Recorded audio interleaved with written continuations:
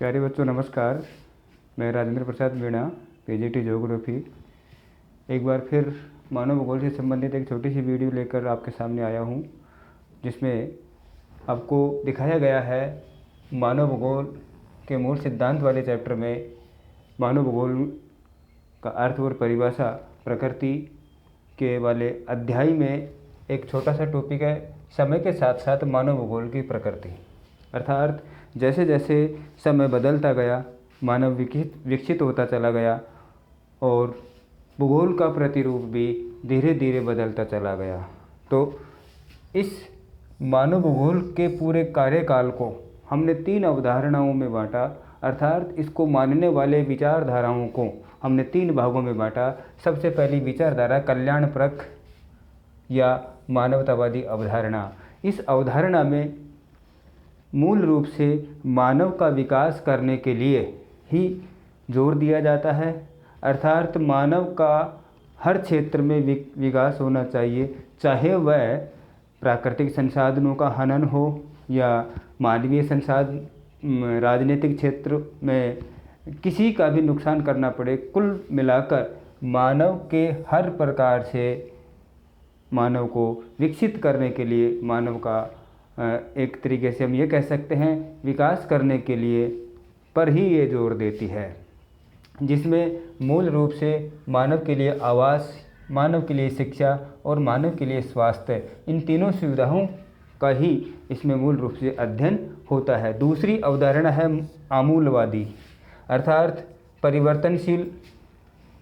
जैसे जैसे यहाँ पर जिन सिद्धांतों पर काम किया था मानव का विकास करने के लिए, उन सिद्धांतों में यहाँ पर परिवर्तन होना चाहिए। निर्धनता के कारण समाज में जो असमानता फैली रहती है, उस असमानता को दूर कैसे किया जाए, किस तथ्य के आधार पर दूर किया जाए, इस तथ्य को दूर करने के लिए कार्ल मार्क्स का जो सामाजिक सिद्धांत है, उस सिद्धांत को मानने वाले विचारकों को इस अवधारणा में शामिल करते हैं, आमूलवादी या रेडिकलवादी अवधारणा में। तीसरी अवधारणा है इसकी व्यवहारवादी। व्यवहारवादी अनुभव करके सीखने वाली अवधारणा, अर्थात जो तथ्य हमारे सामने एक बार घटित हो जाता है, जो घटना, उससे हम बार बार सचेत हो जाते हैं, जागृत हो जाते हैं। कहने का मतलब अनुभव करके अगर कोई चीज़, कोई तथ्य हम सीखते हैं, कोई ज्ञान सीखते हैं, तो ऐसी अवधारणा को हम व्यवहारवादी अवधारणा के नाम से जानते हैं।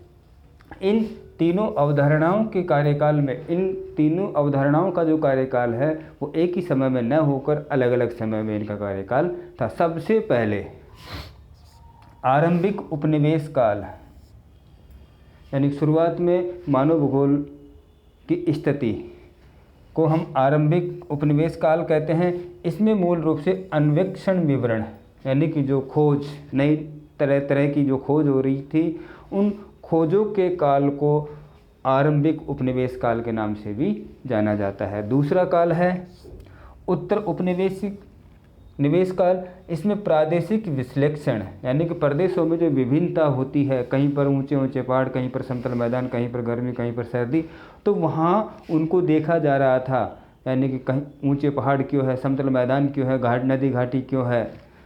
तीसरा है उत्तर वैदिक काल, उत्तर युद्ध काल। 1930 के दशक में यहाँ पर क्षेत्रीय विभेदन, यानी क्षेत्र में अलग अलग बंटवारा होने लगा, अर्थात ये मैदानी क्षेत्र है, ये पहाड़ी क्षेत्र है, ये मरुस्थली क्षेत्र है, ये रेगिस्तानी क्षेत्र है।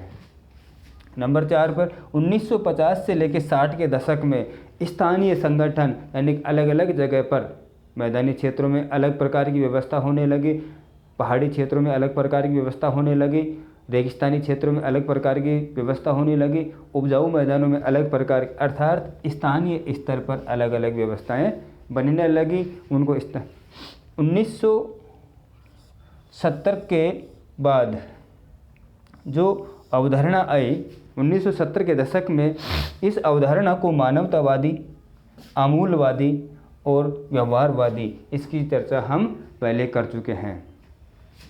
1990 के दशक में जो मानव भूगोल का कार्यकाल आता है, उसको हम आधुनिक भूगोल के नाम से जानते हैं।